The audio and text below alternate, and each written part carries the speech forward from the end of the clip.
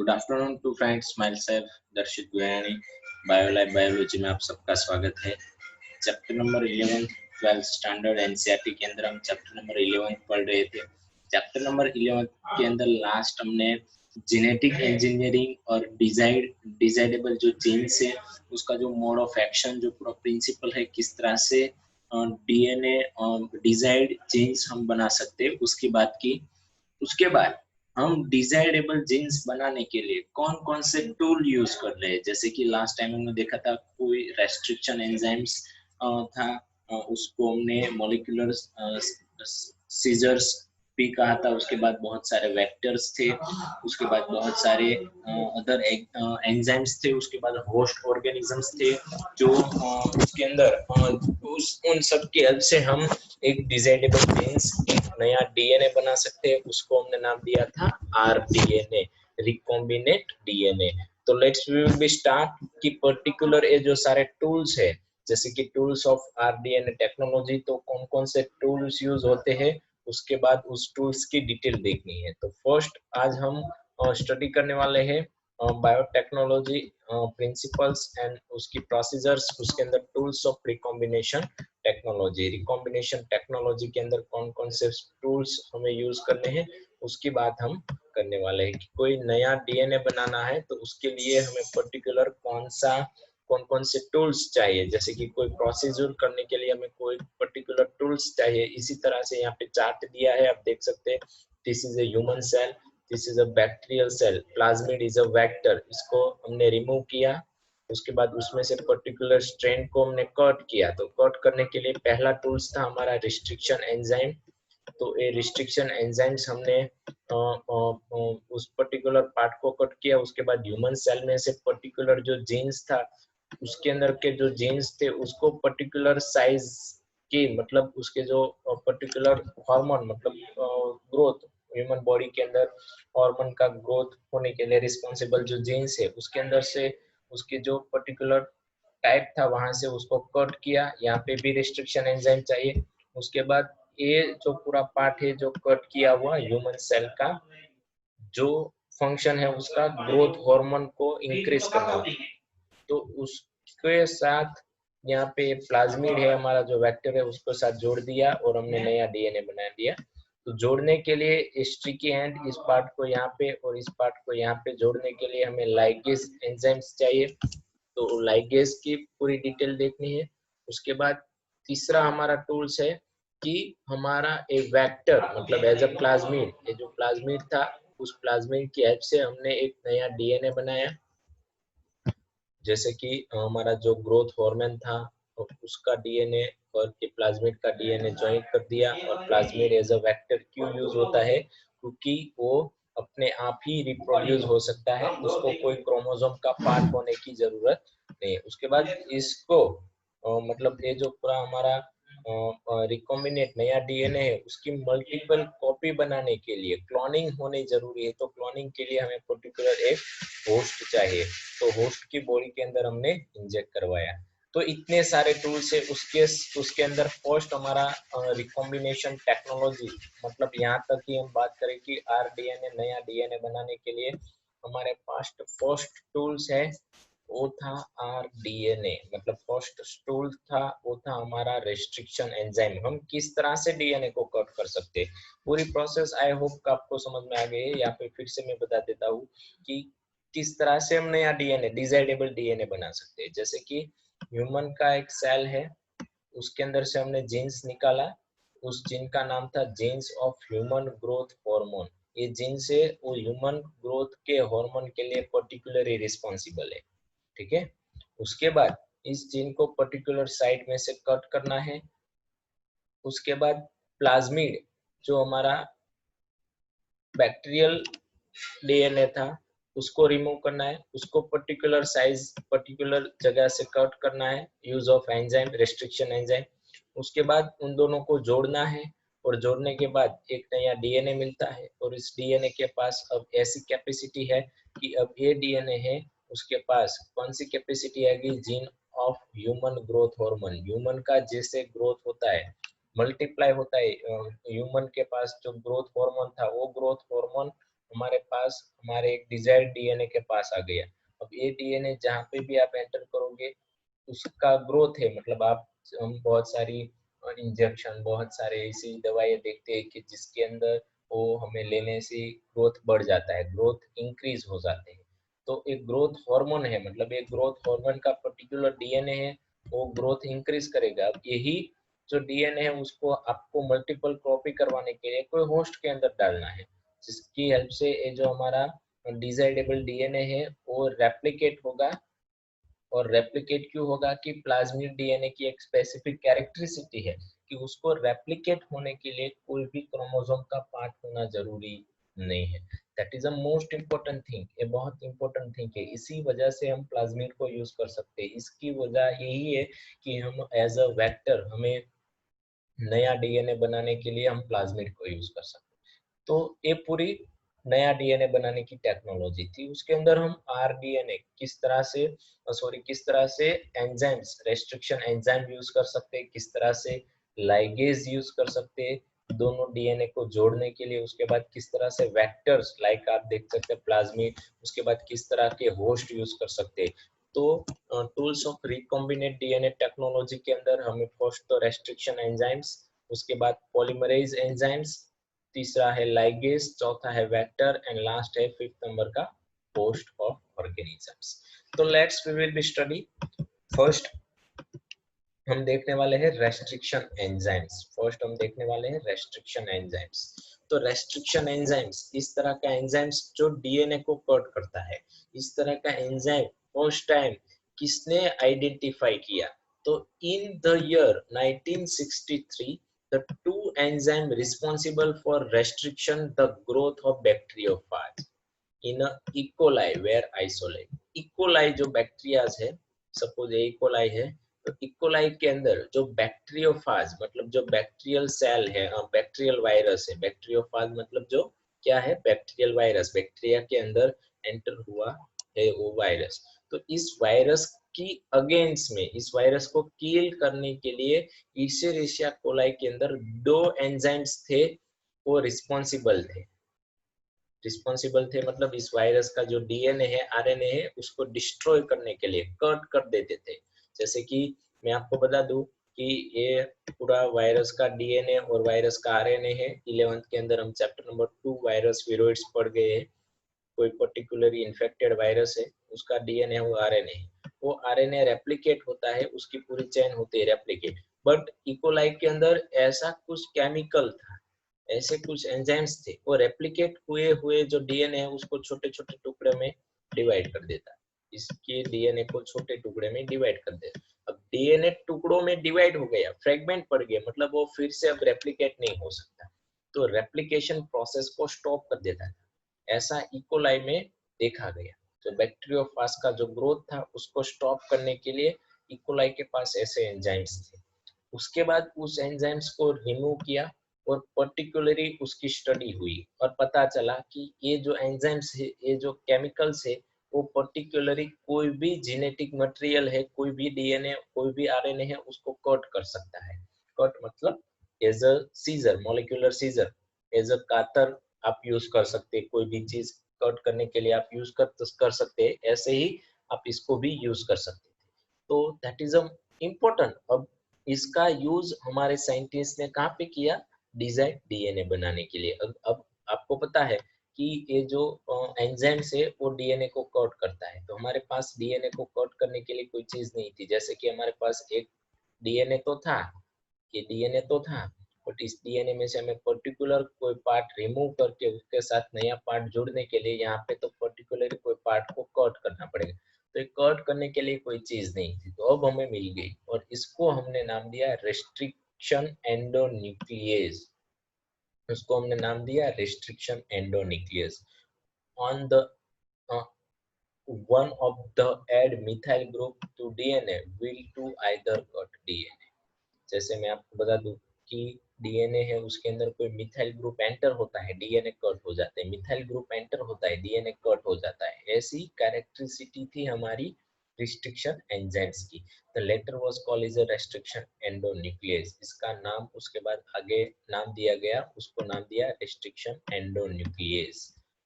तो ये क्या था, किस तरह से वर्क कर सकता है। अब ऐसे अब तो इकोलाई के पास ऐसा था, ऐसा फिर आइडेंटिफाई हुआ, तो मिलियंस ऑफ बैक्टीरिया है हमारे पास। कितने बैक्टीरिया है, सारे बैक्टीरिया के पास डिफरेंट डिफरेंट टाइप के ऐसे केमिकल्स, ऐसे एंजाइम प्रेजेंट थे जो जो बैक्टीरियोफाज था उसकी बॉडी में फॉरेन कोई मॉलिक्यूल्स आते हैं उसको डिस्ट्रॉय करने के लिए, जैसे कि ह्यूमन बॉडी के अंदर फॉरेन पार्टिकल को रिमूव करने के लिए उसके साथ फाइटिंग करने के लिए एंटीबॉडीज होते हैं। ऐसे ही बैक्टीरियाज के पास एज अ उसकी इम्यून सिस्टम उसके पास ये रेस्ट्रिक्शन एंजाइम्स थे जो फॉरेन पार्टिकल्स की, जो फॉरेन बैक्टीरिया वायरसेस थे, जो कुछ भी था उसको डिस्ट्रॉय करने के लिए, जो उसकी बॉडी के लिए हार्मफुल था उसको डिस्ट्रॉय करने के लिए, उसके रेप्लिकेशन डिस्ट्रॉय करने के लिए हेल्पफुल हेल्पफुल होता था। The first restriction endonuclease HindII, उसका नाम दिया HindII। फर्स्ट टाइम ऐसा रेस्ट्रिक्शन एंजाइम HindII आइसोलेट हुआ, was a functioning depend on specific DNA nucleotide sequence, was isolate and characterized 5 years later। 5 साल बाद हमें रेस्ट्रिक्शन एंडोन्यूक्लियस की बात पता चली, उसके बाद 5 साल चले गए इन 1963, उसके बाद 64, 65, 66, 67 और 68 में 1968 में हमें नया एक रेस्ट्रिक्शन एंडोन्यूक्लियस मिला, उसका नाम था HindII। और उसका फंक्शन ये था कि डीएनए को स्पेसिफिक साइड में से ही कट करेगा। ये जो सपोज हमारा डीएनए है, इस डीएनए को कोई स्पेसिफिक साइड्स मतलब हमें डीएनए का स्ट्रक्चर पता होना चाहिए पहले। ये 3 एंड, ये 5 एंड 2 सीक्वेंस होती है। इन दोनों सीक्वेंस में एडेनाइन, थाइमिन, ग्वानिन, साइटोसिन्स ऐसे न्यूक्लियोटाइड होते हैं, मतलब ये पूरे बेस होते हैं। उसके बाद ये जो बेस है उस बेस से पूरा जुड़ा हुआ ये पूरा स्ट्रक्चर बना है। अब हमारे पास HindII है, तो HindII एक स्पेसिफिक जगह से ही डीएनए को कट करता है, जैसे कि वो एडेनाइन थाइमिन की मतलब 5 बेस पेयर या 6 बेस पेयर, तो A1, A2 ऐसी 3, 4 और 5, उसके बाद 6, 7, 8, 9, 10 ऐसी मिलियंस ऑफ बेस पेयर होगी। तो पर्टिकुलर वर्क करता था, जहां से डीएनए स्टार्ट होता है 3 एंड से, वहां से HindII है उसकी पर्टिकुलर साइज थी कि इतनी जो सीक्वेंस है मतलब इतने बेस पेयर से इतने बेस पेयर तक का ही डीएनए कट कर सकता था। जैसे कि मैं बताऊं, it was found that the HindII always cut DNA molecule at a particular point by recognize a specific sequence of 6 base pair। 6 base pair के छोटे छोटे टुकड़े कर देता था। हमारा जो एक HindII था ये 6 base pair, suppose A1, A2, A3, उसके बाद A4, A5 और 6, तो यहाँ से कट लगा देता था। जैसे ही यहाँ से कट लगा देता था इतना टुकड़ा अलग हो गया। उसके बाद अगेन दूसरी 6 बेस पेयर आ गई, अगेन दूसरी 6 बेस पेयर, मतलब ये उसकी स्पेसिफिक कैरेक्टरिस्टिक थी कि वो 6 बेस पेयर को मतलब पर्टिकुलर पॉइंट से ही कट करेगा। 6 बेस पेयर हो गई, दूसरी 6 बेस पेयर, मतलब ऐसे ही उसका एक स्पेसिफिक कैरेक्टर था इस एंजाइम का, ओनली HindII का, कि वो यहाँ से यहाँ तक का पार्ट ही कट करेगा। तो जितना पार्ट कट हुआ है, जो स्पेसिफिक बेस पेयर सीक्वेंस है वो कट हुई है, जहां से कट करता है HindII, उसको हमने नाम दिया recognisation sequence. Recognisation sequence for HindII, HindII की रिकॉग्नाइजेशन सीक्वेंस मतलब HindII इतने ही सीक्वेंस मतलब इतने ही बेस पेयर की जो सीक्वेंस है उसको कट करता है। फिर से मैं बता देता हूँ कि ये पूरा हमारा डीएनए था, उसके अंदर 6 बेस पेयर 1, 2, 3, 4, 5, 6, उसके बाद उसके सामने और 6, 1, 2, 3, 4, 5 और 6। अब ये 3 एंड है और ये 5 एंड है, 2 एंड होते हैं डीएनए के स्ट्रक्चर में, 3 and sequence and 5 and sequence. तो यहाँ से गिनती स्टार्ट होती है 1, 2, 3, 4, 5, 6 और 6 पार्ट हुआ वहां से डीएनए को कट कर देता है। तो ये जो स्पेसिफिक सीक्वेंस है वो HindII के लिए रिकॉग्नाइजेशन सीक्वेंस, मतलब 6 बेस पेयर वाला आपको डीएनए का टुकड़ा मिला, मतलब वो किसने कट किया है, HindII ने ही कट किया है। और आपको 6 बेस पेयर तक ही कोई डीएनए को कट करना है तो आपको कौन सा एंजाइम यूज करना पड़ेगा? HindII 100% HindII ही आपको यूज करना पड़ेगा. That is a important. Then after beside HindII, today with now more than 19 restriction enzyme, 9,000 restriction enzyme. अभी HindII के अलावा हम 900 जितने ऐसे रेस्ट्रिक्शन एंजाइम है जो डीएनए को डिफरेंट साइड से कट करते हैं. जैसे कि HindII की रिकॉग्नाइजेशन सीक्वेंस है 6 बेस पे, ऐसे ही दूसरे 900 है जिसको जो डीएनए को पर्टिकुलर साइड्स की पर्टिकुलर उसकी रिकॉग्नाइज सीक्वेंस से जहां से कट करते हैं.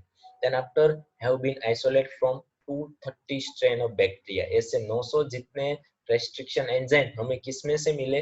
230 जितनी स्ट्रेन थी, 230 स्ट्रेन थी बैक्टीरिया की, उसके अंदर से हमने उसको रिमूव किया है, आइडेंटिफाई किया, आइसोलेट किया है. और वो 900 रेस्ट्रिक्शन एंजाइम की डिफरेंट रिकॉग्नाइज सीक्वेंस भी है. जैसे कि HindII की है, ऐसे दूसरे जो रेस्ट्रिक्शन एंजाइम्स है उसकी रिकॉग्नाइज सीक्वेंस भी अवेलेबल है. Let's we will be start. हमने ये HindII, उसके बाद दूसरे HindIII ऐसे रेस्ट्रिक्शन एंजाइम के नाम कैसे दिया. नोमेनकल्चर ऑफ रेस्ट्रिक्शन एंजाइम बहुत इजी है कि कोई केमिकल कोई एंजाइम था, वो कोई पर्टिकुलर बैक्टीरिया के अंदर से पास आइडेंटिफाई आइसोलेट हुआ है तो उसके depending the conversation of the naming this enzyme is the first letter of the name come from the genus and second to later come from the species of prokaryotic cells. Generally bacteria is a prokaryotic cells and the bacteria is a prokaryotic cells. उसके जो दो name मतलब जो first one letter था हमारा suppose HindII, यहाँ पे HindIII है, सपोज हमारा HindII, तो हिंद एच कहाँ से आया? फर्स्ट लेटर उसकी जीनस में से. कहाँ से आया? उसकी जीनस में से. उसके बाद दूसरे दो लेटर उसकी स्पेसिफिक स्पीसीज से प्रोकैरियोटिक्स की वहां से आया, जैसे कि स्पीसीज इन्फ्लुएंजा, तो IN. दूसरे दो लेटर कहाँ से आए? IN उसकी स्पीसीज में से आए. इसके हेल्प से हमारा इको R1 एक एंजाइम है, restriction enzyme. Eco comes from E. coli, Escherichia coli. RY13 ऐसा एक बैक्टीरियल स्ट्रेन है, E. coli RY13. उसके अंदर Eco RI, letter R is a discover from the naming strain. R है वो क्या है? ये जो E. coli की स्पेसिफिक स्ट्रेन है जिसके अंदर से हमें मिला है. जैसे कि हिंद में से तीसरा पॉइंट था जो HIN तक हो गया, उसके बाद तीसरा जो वर्ड से तीसरा फोर्थ नंबर का जो लेटर है वो स्ट्रेन में से आएगा, तो R स्ट्रेन है. उसके बाद लास्ट उसका जो लेटर है उसका ऑर्डर फॉर आइसोलेट कौन से नंबर में ऑर्डर हुआ है? 13 मतलब उसके अंदर से ओनली फर्स्ट ऑर्डर ही लिया, इको R1. इको R1 कह सकते हैं, eco R1. R is a discover from the naming strain. E. coli हमारी क्या है? जीनस है, तो इको आप यहाँ पे दिखाया है Eco R1, eco R1, E. coli. उसके बाद स्पीसीज कोलाई, CO यहाँ से आया, स्ट्रेन है हमारी I और ऑर्डर है हमारा I. तो इस तरह से पूरा रेस्ट्रिक्शन एंजाइम्स के नाम दिए हैं. ऐसे बहुत सारे रेस्ट्रिक्शन एंजाइम्स है. Eco R1, HindIII, BAM, H1. आप देख सकते हैं यहाँ पे जीनस, स्पीसीज, स्ट्रेन, ऑर्डर. बहुत बहुत इंपॉर्टेंट थिंग्स 2 मार्क्स में बहुत बार पूछा जा चुका हुआ क्वेश्चन है कि किस तरह से हमने रेस्ट्रिक्शन एंजाइम्स का नाम दिया. उसके बाद टाइप्स ऑफ रेस्ट्रिक्शन एंजाइम्स. अब types of restriction enzymes, types किसके डिपेंडिंग पड़े? रेस्ट्रिक्शन एंजाइम्स के टाइप. R एंजाइम मतलब रेस्ट्रिक्शन एंजाइम्स. रेस्ट्रिक्शन एंजाइम्स के टाइप इस डिपेंडिंग पे हुए, तो ये भी इंपॉर्टेंट है. जैसे कि आपको मैं बता दूं कि हमारे पास ये डीएनए की स्ट्रेन है 3 और ये 5 एंड और ये 3 और ये 5 एंड और ये इकोलाई है, स्पेसिफिक साइड में से ही डीएनए को कट करेगी, उसकी जो रिकॉग्नाइज सीक्वेंस होगी वहां से ही डीएनए को कट करेगा. जैसे कि यहाँ से यहाँ तक का जो पार्ट है वही इतनी सीक्वेंस इकोलाई की रिकॉग्नाइज सीक्वेंस है वहां से कट लगाने वाली है. इको R1 एंजाइम है, रेस्ट्रिक्शन एंजाइम है, उसको कट करता है. ठीक है. बट बहुत सारे टाइप के जो रिस्ट्रिक्शन एंजाइम्स है वो क्या करते हैं? डीएनए को वो क्या करते हैं कि डीएनए है, पूरा डीएनए है, उस डीएनए की जो एंड पार्ट है डीएनए के जो एंड पार्ट है वहां से स्ट्रैंड को रिमूव करते हैं। सपोज ये डीएनए का एंड पार्ट है, तो यहाँ से डीएनए को रिमूव किया, यहाँ से ही कट किया 6, तो 6 मतलब 1 2 3 4 5 6, तो यहाँ से कट किया और इतना पार्ट रिमूव कर दिया। तो इस टाइप के जो मतलब डीएनए के एंड पॉइंट में से जो कट करेगा, इस तरह के जो एंजाइम्स है उसको हम बोलते हैं एक्सोन्यूक्लियस, उसको हम बोलते हैं एक्सोन्यूक्लियस बोलते हैं। उसके बाद दूसरा पॉइंट है एंडोन्यूक्लियस मतलब डीएनए की कोई स्पेसिफिक पोजीशन में से डीएनए को कट करेगा, स्पेसिफिक पोजीशन। ऐसा जरूरी नहीं कि एंड 6 बेस पेयर कट करनी है हिंद 2 को, तो अगर वो एंडोन्यूक्लियस टाइप का रेस्ट्रिक्शन एंजाइम होगा, एंडोन्यूक्लियस टाइप का जो एंडोन्यूक्लियस होगा, तो एंडोन्यूक्लियस टाइप का रेस्ट्रिक्शन एंजाइम्स होगा, तो उसकी 6 बेस पेयर उसकी रिकॉग्नाइज सीक्वेंस एक स्पेसिफिक पोजीशन में होगी।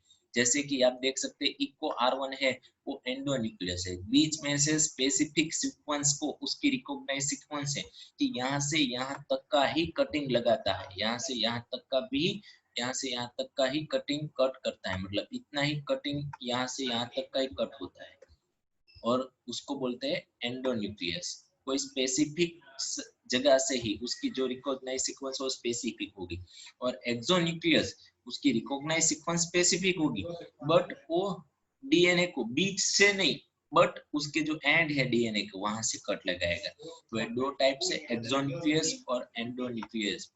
एक्सोन्यूक्लियस और एंडोन्यूक्लियस।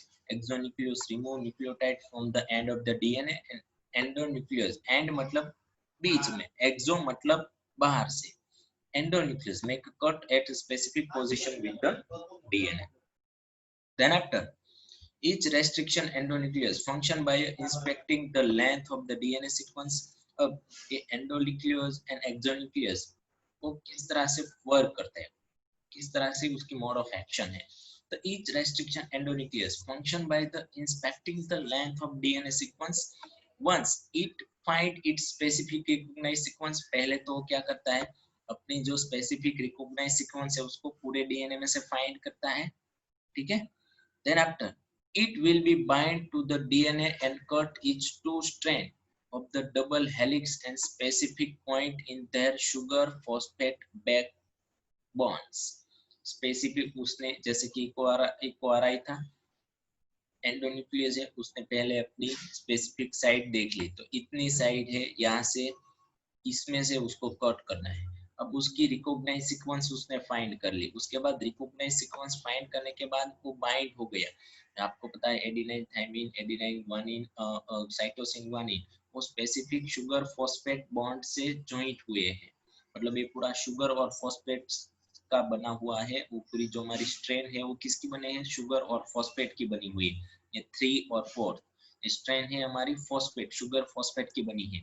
तो शुगर फॉस्फेट को कट करने के लिए स्पेसिफिक हेलिक्स को कट करते हैं, स्पेसिफिक साइड को, स्पेसिफिक साइड यहाँ पे बाइंड होते हैं, मतलब ये जो ब्लू दिखता है वहां पे बाइंड हो गई है, शुगर फॉस्फेट की बनी है, तो उसको कट करने के लिए वो उसकी जो स्ट्रेन है वहां से उसको कट कर देते हैं। Each restriction endonuclease recognise as a specific palindromic nucleotide sequence in the DNA.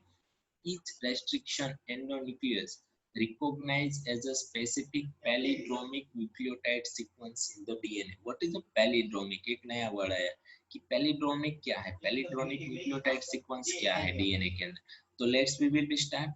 palindromic nucleotide sequence क्या होती है, तो आपको मैं बता दूं कि palindromic nucleotide sequence के बारे में स्टडी करते हैं नेक्स्ट। यस, उससे पहले हम एक्शन ऑफ रेस्ट्रिक्शन एंजाइम देख सकते हैं, अब कैसे वर्क करता है पूरा।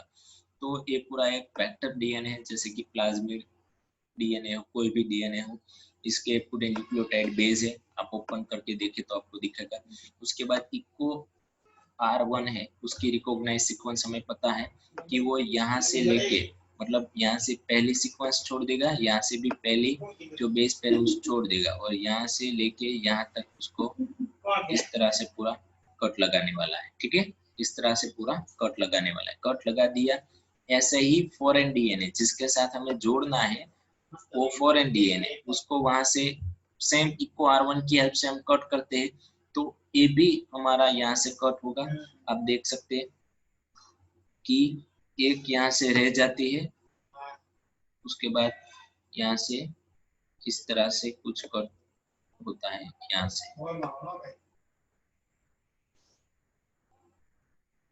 यस, इस तरह से कुछ कट होता है। अब एक कट हुआ पार्ट है, आप देख सकते हैं ये पूरा कट हुआ है और ये भी पूरा कट हुआ है। कट हुआ है वो निकल गया,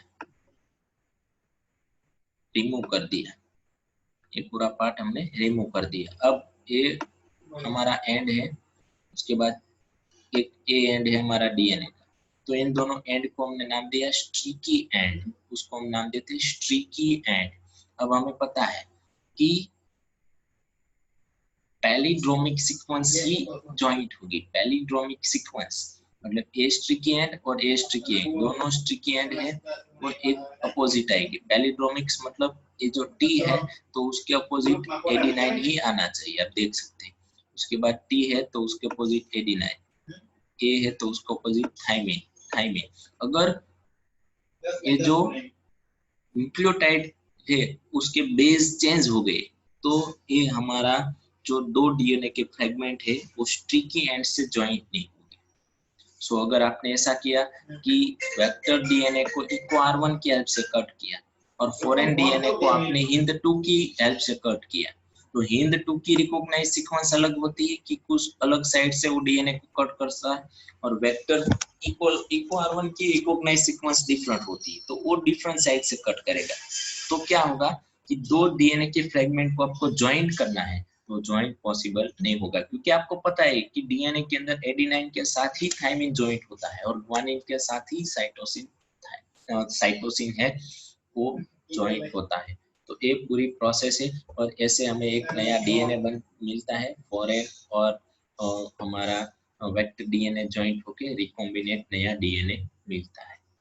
दैट इज अ इम्पोर्टेंट एक पूरी प्रोसेस इम्पोर्टेंट है, उसको हम बोलते हैं action of restriction enzymes, action of restriction enzyme. Sticky hand है, वहां पे हमें लाइगेज एंजाइम्स लगाना होगा तभी ये जॉइंट होगा, बट इस इमेज के अंदर ओनली रेस्ट्रिक्शन एंजाइम की ही एक्शन दिखाई गई है, इसकी वजह से यहाँ पे लाइगेज एंजाइम की बात नहीं की।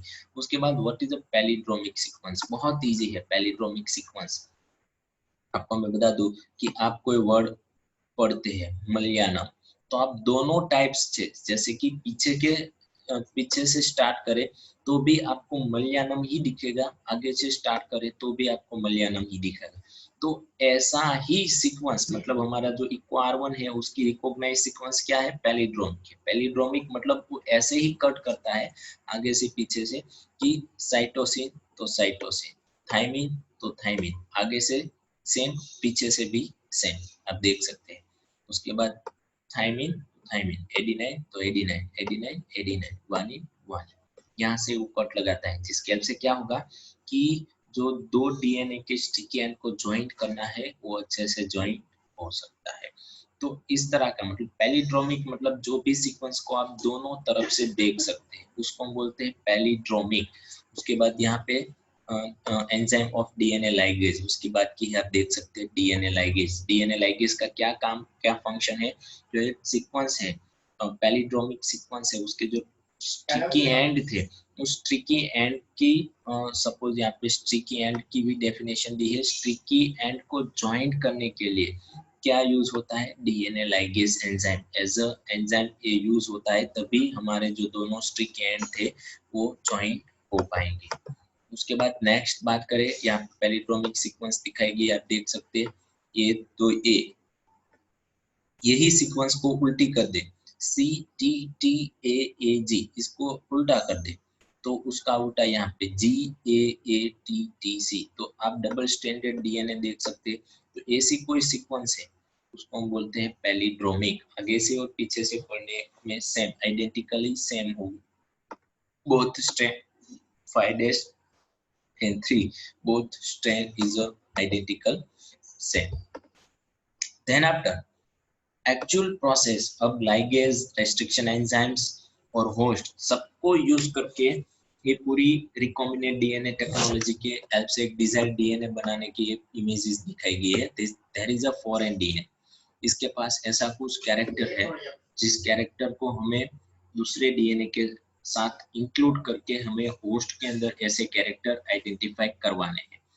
This is a DNA, this is a vector like a plasmid. हमें स्पेसिफिक रेस्ट्रिक्शन एंजाइम की हेल्प से उसको कट करना है। अब कौन सा यूज करना है वो आपको डिपेंडिंग है, आपको कौन सी रिकॉग्नाइज सीक्वेंस चाहिए। इस फॉरेन डीएनए में से आपको स्पेसिफिक इतना ही पार्ट चाहिए, तो उतना पार्ट वो सीक्वेंस आपको आइडेंटिफाई करनी है कि इतनी ही सीक्वेंस मुझे चाहिए। तो उतनी सीक्वेंस के लिए, उतनी सीक्वेंस को कट करने के लिए कौन सा रेस्ट्रिक्शन एंजाइम यूज होगा वो आपको स्टडी करना होगा। हमने स्टडी कर लिया, पूरा स्टडी कर लिया। उसके बाद अब ए सीक्वेंस है, उसी सीक्वेंस को यहाँ पे जोड़ना है, तो यही पार्ट यहाँ से रिमूव करना होगा, क्योंकि अगर ए न्यूक्लियोटाइड बेस है वो सेम होंगे तो ही ए स्टिकी एंड जॉइंट हो सकेगी, जैसा कि हमने पैलिडोमिक सीक्वेंस के अंदर देखा। तो यहाँ पे भी उसी एंजाइम्स की हेल्प से हमें उसको कट करना है। कट करने के बाद इस फॉरेन डीएनए के पार्ट को वेक्टर के साथ, मतलब जो हमारा प्लाज्मिड है उसके साथ, उसके जो स्टिकी एंड है उसके ऊपर लाइगेज एंजाइम की हेल्प से हमें उस foreign DNA to plasmid join करना है, फॉरेन डीएनए को प्लाज्मिड डीएनए के साथ। तो ये हमारा नया डीएनए बन गया, molecular DNA, recombinant DNA molecules. अब इस डीएनए की कॉपीज मतलब क्लोनिंग करवाना है, तो उसको transformation of host cell E coli के अंदर ट्रांसफर कर दिया। अब ये प्लाज्मिड है तो उसको क्रोमोसोम का पार्ट होने की जरूरत नहीं, तो अब जब भी सेल डिवीजन होगा तब ये सेल भी मल्टीप्लाई होगा, एक में से दो, दो में से चार। तो इस तरह से हमें ये रिकॉम्बिनेंट डीएनए की क्लोनिंग मतलब कॉपीज हमें मिलेगी। तो ये पूरा प्रोसेस है। ऐसी इमेज मैंने लास्ट लेक्चर में रखी थी, और उसके पहले फर्स्ट लेक्चर के दौरान भी मैंने ऐसे ही इमेज रिकॉम्बिनेंट डीएनए की ऐसी ही इमेज रखी कि डीएनए कट हुआ है।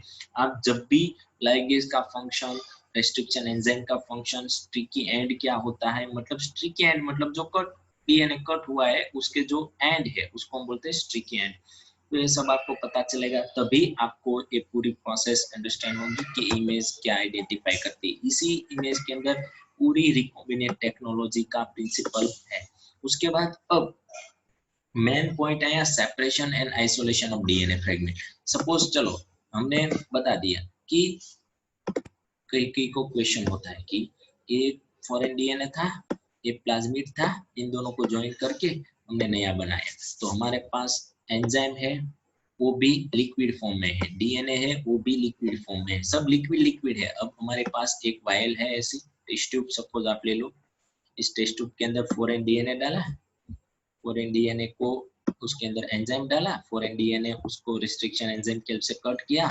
वो कट हुआ पार्ट हमने स्पेसिफिकली रिमूव किया, सपोज कट हुआ पार्ट हमने रिमूव किया।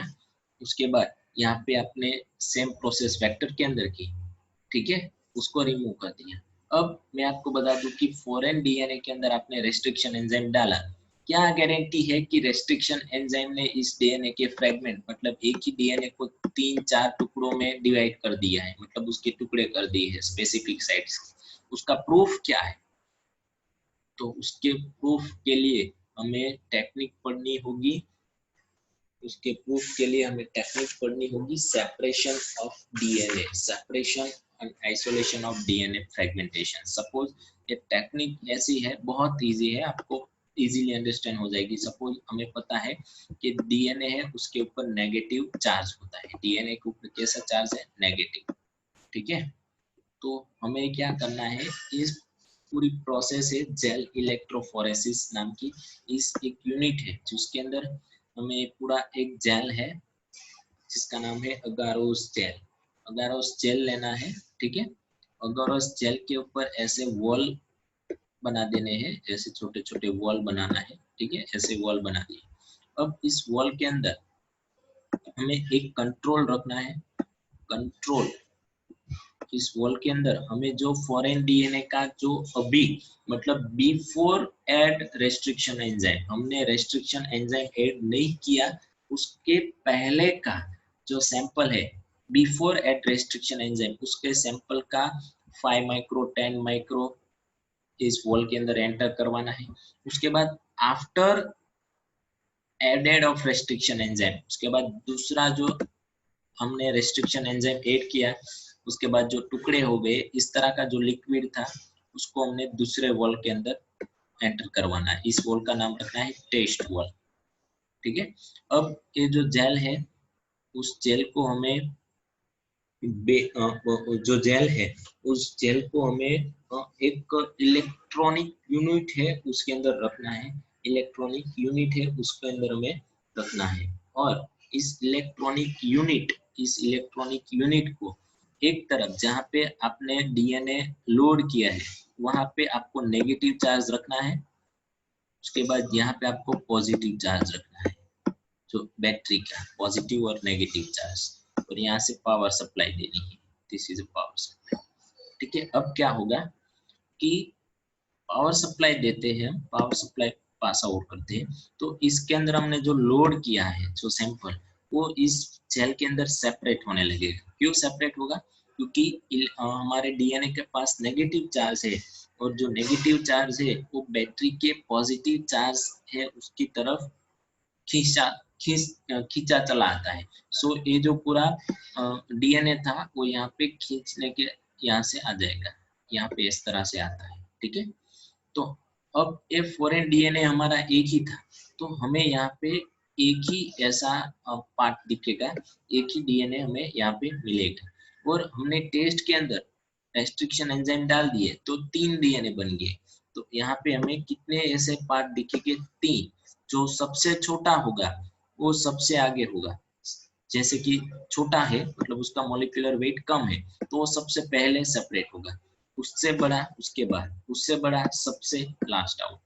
तो यहाँ पे टेस्ट 3 इस तरह के जो सेपरेटिंग पार्ट दिखे उसको हम बोलते हैं बैंड। 3 बैंड दिखे, मतलब 3 बैंड मतलब हमारे 3 डीएनए हो गए हैं रेस्ट्रिक्शन एंजाइम डालने के बाद। मतलब रेस्ट्रिक्शन एंजाइम ने अपना काम कर दिया है, उसने डीएनए को स्पेसिफिक साइज से कट कर दिया है। यहाँ पे कंट्रोल लिखा रखा था, उसके अंदर कंट्रोल के अंदर only and only 1 he band हमें मिला, और यहाँ पे 3 मिले। मतलब उसका मतलब था कि हमने जो पावर सप्लाई हमने जो रेस्ट्रिक्शन एंजाइम डाला था उस लिक्विड के अंदर, उसने अपना वर्क कर दिया है। अब ये बैंड हमें किस तरह से विजिबल होते हैं? तो ये बैंड ओनली एंड ओनली आपको यूवी लाइट के अंदर ही विजिबल होगी। ये पूरा जो यूनिट है, ये जो पूरा जेल है, उसको आपको यूवी लाइट के अंदर ट्रांसफर करना होगा। यूवी लाइट उसके ऊपर से पास आउट करनी होगी, तब आपको बैंड दिखेंगे।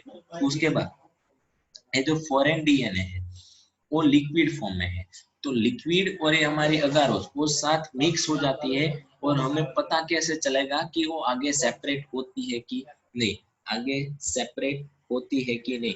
तो उसके लिए हमें इस फॉरेन डीएनए के साथ एक डाई रखनी है। डाई मतलब जो हमें पता चले कि हमारा डीएनए आगे बढ़ता है, डीएनए फ्रेगमेंट के पास नेगेटिव चार्ज है और पॉजिटिव चार्ज की तरफ वो आगे बढ़ता जाता है। तो इसकी वजह से इथिडियम एक डाई है, इथिडियम ब्रोमाइड एक डाई है, जिसको हमें इस फॉरेन डीएनए के साथ मिक्स करना है। साथ साथ में हमें ये जो आफ्टर एडिंग रेस्ट्रिक्शन एंजाइम वाला जो टेस्ट सैंपल है उसके अंदर भी ऐड कर देना है, जिसके वजह से हमें पता चलेगा कि हमारा जो डीएनए है उस जेल के अंदर आगे बढ़ रहा है, ठीक है। आफ्टर एंडिंग आधा पार्ट के अंदर ये जो पूरा सेपरेशन हो जाए उसके बाद आपको ये यूवी लाइट के अंदर देख लेना है। तो ये थी हमारी पूरी जेल इलेक्ट्रोफोरेसिस, जिसके अंदर अगारोस जेल यूज होता है। ये आप यहाँ पे देख सकते हैं पूरे यूनिट्स हैं। यहाँ पे आपको ऐसे वॉल बना देने हैं 1 2 3 4, यहाँ पे नेगेटिव, यहाँ पे पॉजिटिव, यहाँ पे डायरेक्शन ऑफ मूवमेंट हमें याद रखना है कि डीएनए फ्रेगमेंट के पास नेगेटिव चार्ज होते हैं, और नेगेटिव टू पॉजिटिव वो ट्रांसपोर्ट होते हैं। सो बहुत बार एमसीक्यू में ऐसा होता है कि डीएनए के पास कौन सा चार्ज है, डीएनए किस जगह से मतलब डीएनए होता है वो कहाँ से कहाँ पे ट्रांसपोर्ट होता है, वो सारी प्रोसेस बहुत बार पूछी जा सकती है। बैटरी सप्लाई है और ये पूरा अगारोस जेल है। उसके बाद जो स्मॉलर फ्रेगमेंट है वो पहले मूव हो गए, मतलब आगे मूव हो गए, और जो लार्ज है वो पीछे रह जाएंगे। सॉरी, जो स्मॉलर फ्रेगमेंट है वो सबसे आगे हो गए, मतलब उसका मॉलिक्यूलर वेट कम है, और जो मॉलिक्यूलर वेट यहाँ पे टेस्ट डाला है तो यहाँ पे सबसे छोटा यहाँ पे, उसके बाद सबसे बड़ा पीछे रह जाएगा। मोलिकुलर वेट जिसका ज्यादा है वो फ्रेगमेंट पीछे रह जाएगी। उसके बाद इस पूरे जेल को आपको कहाँ पे ट्रांसफर करना है, इस पूरे जेल को आपको यूवी लाइट्स के अंदर ट्रांसफर कर देना है। यूवी लाइट इसके ऊपर से पास आउट करनी है तो आपको बैंड दिखेंगे, लाइक बैंड आपको ऑरेंज कलर के दिखेंगे, वो भी मैं आपको दिखाने वाला हूँ। इस प्रोसेस को हम बोलते हैं जेल इलेक्ट्रोफोरेसिस। आप देख सकते हैं यहाँ पे एक बॉल था, सबसे लार्जेस्ट वो बहुत आगे नहीं बढ़ सकते, स्मॉलेस्ट है वो बहुत आगे चले जाते। ये हमारे सैंपल था, हमारा सैंपल मतलब जिसके अंदर हमने रेस्ट्रिक्शन एंजाइम ऐड नहीं किया था। इन सब के अंदर किया था तो ये सारे छोटे छोटे टुकड़ों में डिवाइड हो गए, एक ही डीएनए 4 टुकड़ों में डिवाइड हो गया। तो उसका मतलब हमारे रेस्ट्रिक्शन एंजाइम ने डीएनए को कवर कर दिया है, मतलब फंक्शनेबल है। उसके बाद ये जेल इलेक्ट्रोफोरेसिस आप ये जो हमारे रिकॉम्बिनेंट डीएनए मतलब आपने फॉरेन डीएनए और उसके बाद हमारा वेक्टर डीएनए को मिक्स करके उसके अंदर लाइगेज एंजाइम डाल के आपने रिकॉम्बिनेंट डीएनए बनाया है। वो रिकॉम्बिनेंट डीएनए के दोनों टुकड़े एक ही डीएनए मतलब जुड़ गए हैं कि नहीं वो देखने के लिए भी यूज कर सकते हैं। जैसे कि आपको कंट्रोल के अंदर क्या रखना है, कंट्रोल के अंदर आपको फॉरेन डीएनए, उसके बाद दूसरा एक कंट्रोल रखना है जिसके अंदर vector DNA after adding of restriction enzyme. उसके बाद तीसरे के अंदर हमें इन दोनों को मिक्स करके लाइगेज एंजाइम डालने के बाद जो हमें बनाया है वो डालना है। और सबके मतलब हमें पता ही है कि हमारे जो हमारा प्लाज्मिड डीएनए है, वेक्टर डीएनए है और हमारा फॉरेन डीएनए है, उसके मोलिकुलर वेट कितने हैं और उन दोनों के मोलिकुलर वेट की डिपेंडिंग हमारा मतलब यहाँ पे दोनों कंट्रोल है उसके अंदर एक एक बैंड मिलेगा, एक ही बैंड मिलेगा। और तीसरे के अंदर अगर हमें 2 बैंड मिले, तीसरे के अंदर हमें 2 बैंड मिले तो उसका मतलब हमारे जो लाइगेज एंजाइम से उसके से हमने रिकॉम्बिनेंट डीएनए बनाया है, मतलब ये जुड़ा ये दोनों डीएनए जुड़े नहीं है, उसके स्ट्रिक के एंड से वो जुड़े नहीं है। और आइडेंटिफाई करने के लिए आपने दिखाया है कि इथिडियम ब्रोमाइड उसके अंदर ऐड करनी है। इथिडियम ब्रोमाइड के ऊपर यूवी लाइट एक्सप्लोर होती है जिसके हेल्प से हमें प्योर डीएनए फ्रेगमेंट लाइट के अंदर विजिबल होते हैं विदाउट स्टेनिंग। हमें इसको स्टेन नहीं करना पड़ता। जैसे कि हमने 11th के अंदर कोई सेल को माइक्रोस्कोप के अंदर आइडेंटिफाई करने के लिए इस सेल के ऊपर हमने मिथिलीन ब्लू, उसके बाद मिथाइल ऑरेंज, इस तरह के कुछ स्टेनिंग डाले थे, जिम्सा लिस्मान। तो इसके हेल्प से हमें क्या होता था कि सेल आइडेंटिफाई होता था। यहाँ पे हमें इथिडियम ब्रोमाइड जो डाई है वो यूज करनी है, जो क्या होती है डीएनए की फ्रेगमेंट को विजिबल बनाती है विदाउट स्टेनिंग। आप यूवी लाइट के अंदर देख सकते हैं।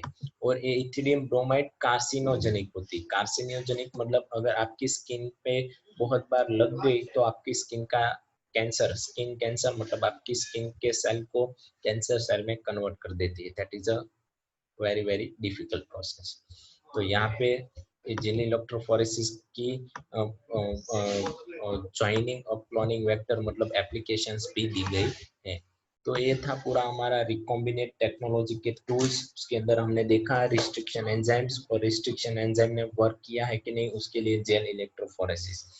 नेक्स्ट हमारा दूसरा टूल्स है वो था क्लोनिंग वेक्टर्स। क्लोनिंग वेक्टर्स किस किस टाइप के, जैसे कि प्लाज्मिड तो हम जानते हैं, उसके अलावा बहुत सारे जो क्लोनिंग वेक्टर्स है।